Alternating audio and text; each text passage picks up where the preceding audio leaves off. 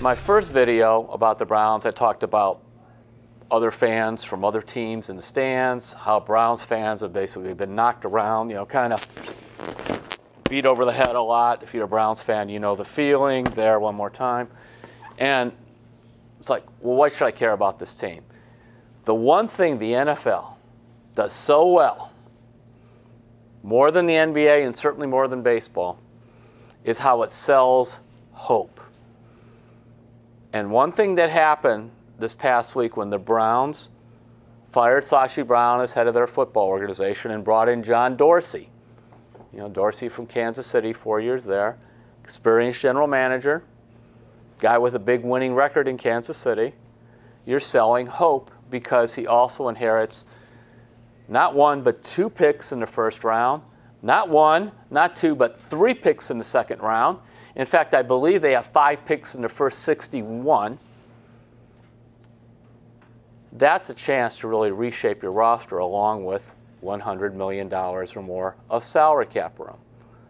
So if you're a Browns fan, frankly, you could sort of tune out on the team the rest of the year, but I could see why suddenly you get back into the draft, back into free agency to see what this team and this new general manager will do.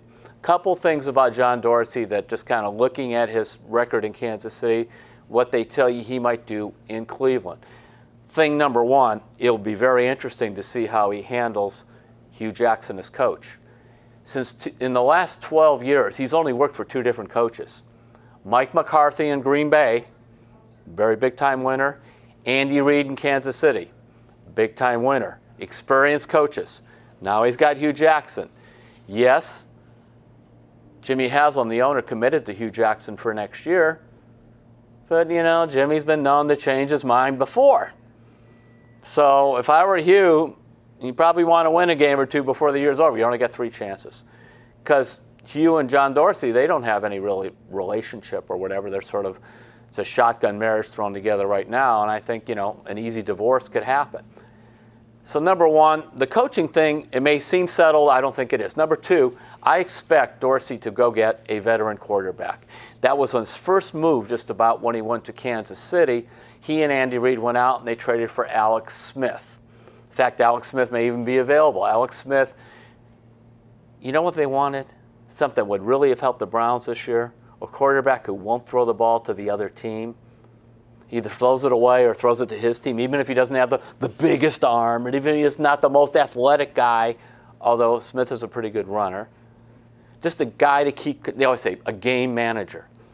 You know, if the Browns had a game manager this year, I think they probably would have won at least 3 games.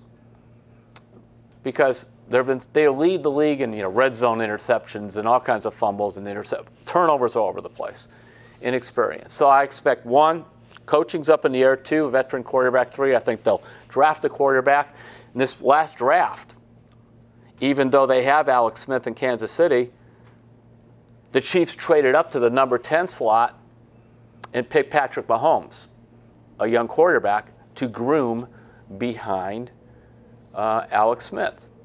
So I anticipate that that's what he's going to do. Number 3, I really believe he's going to look at the Browns' special teams and probably do this because, you know, that bad punt return and kicking and all this stuff, I anticipate he will bring in some veteran players to help on special teams. So you don't have a, you know, 65-yard punt return at the worst time. Or like when it's 4th and 2 and the Packers had the ball at midfield and the Browns are going, I don't think they're going to fake it. In fact, I even said to a couple of people around me, they're going to fake it. And they did. I mean, not that I'm a genius, but just like that's kind of how it goes.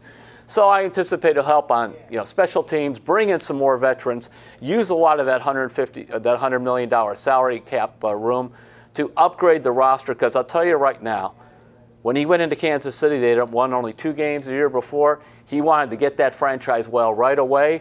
He spent money and made some daring moves to make that happen, and I anticipate that he'll do the same in Cleveland.